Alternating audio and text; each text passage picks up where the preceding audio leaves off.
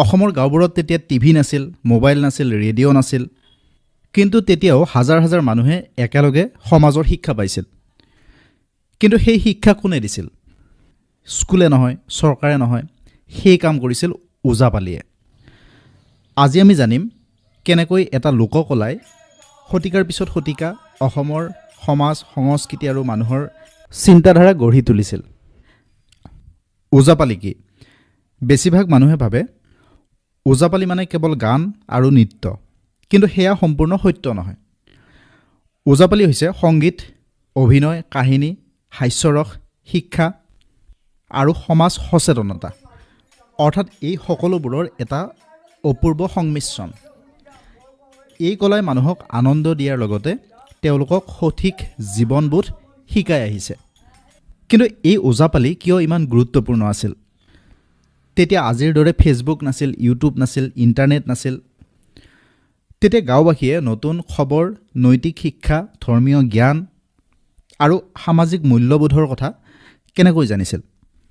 ইয়াৰ উত্তৰ হ'ল ওজাপালি।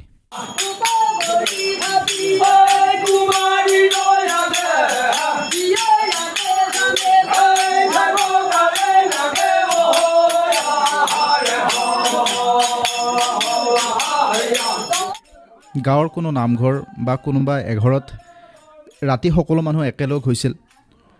ওজাই গান গাইছিল, পালিয়ে অভিনয় কৰিছিল, হাঁহিৰ মাজেৰে, কাহিনীৰ মাজেৰে মানুহে শিক্ষা লাভ কৰিছিল। এইটোৱে আছিল সেই সময়ৰ মাছ কমিউনিকেশ্যন। কিন্তু এই ওজাপালিয়ে সমাজখন কেনেকৈ সলনি কৰিছিল? ওজাপালিৰ আটাইতকৈ ডাঙৰ শক্তি আছিল মানুহৰ হৃদয় স্পৰ্শ কৰাৰ ক্ষমতা।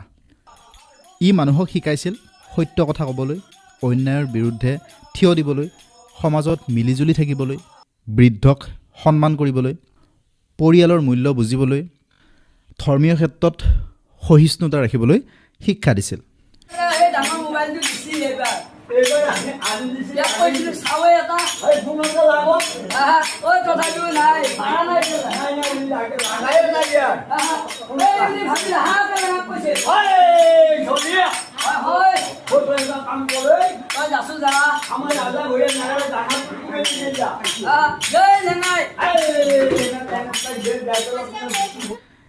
এটা বক্তৃতাত যি কথা মানুহে পাহৰি যায়, এটা গীতৰ কথা জীৱন জুৰি মনত থাকে।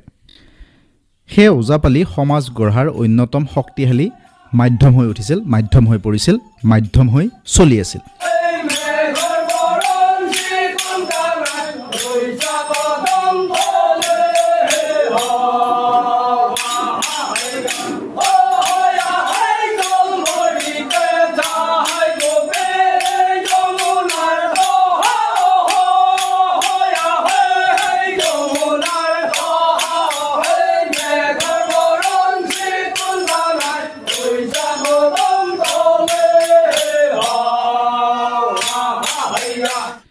কিন্তু যদি ওজাপালি নাথাকিলেহেঁতেন অসমৰ বহুতো কাহিনী, লোকবিশ্বাস, প্ৰবাদ, পুৰণি ইতিহাস, লোকভাষা হয়তো আজিলৈ জীয়াই নাথাকিলেহেঁতেন। এই ওজাপালিয়ে কেৱল কাহিনী কৈ যোৱা নাছিল, ই আমাৰ পৰিচয় সংৰক্ষণ কৰিছিল আৰু এটা প্ৰজন্মৰ পৰা আন এটা প্ৰজন্মলৈ সংস্কৃতি কঢ়িয়াই লৈ গৈছিল। বিষয়বস্তুৰ ফালৰ পৰা ওজাপালিক দুটা ভাগত ভাগ কৰিব পাৰি, মহাকাব্য আশ্ৰয়ী আৰু মহাকাব্য অনাশ্ৰয়ী।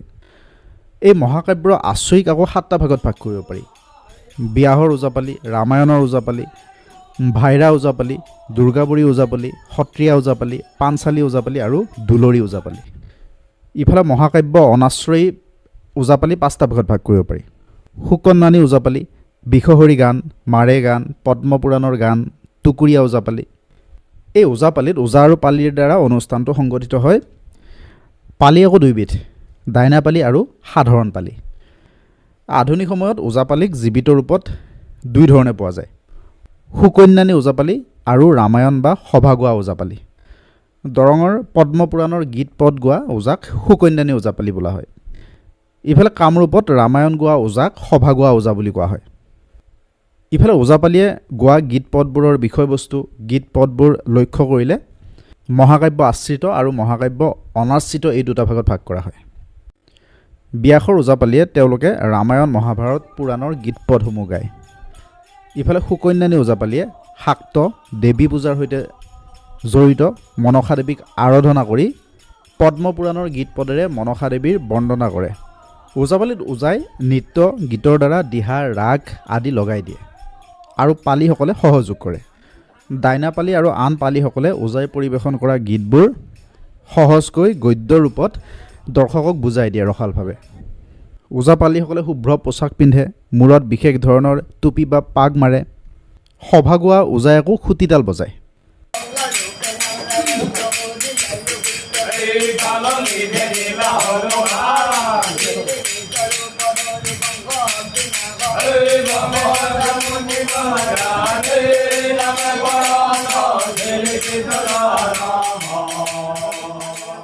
কিন্তু সুকন্যানী ওজাপালিয়ে এখন হাতেৰে বুঢ়া আঙুলিত ৰঙা ৰছীৰে মেৰুৱাই খঞ্জিৰা বজায়। নৃত্য গীতৰ দ্বাৰা ওজাই প্ৰথমতে ষষ্ঠী মুদ্ৰা, তাৰপিছত সংহাৰী মুদ্ৰাৰে অনুষ্ঠান আৰম্ভ কৰি দিয়ে। ৰামায়ণ গোৱা ওজাই ভৰিত নুপুৰ, হাতত ৰূপৰ গামখাৰু আৰু কপালত চন্দনৰ ফোট লয়। পালিৰ পাগুৰিটোৰ সন্মুখভাগ দেখাত ময়ূৰ চৰাইৰ দৰে হয়। কাপোৰত 10টা ভাঁজ দি সেই পাগুৰিটো সজোৱা হয়।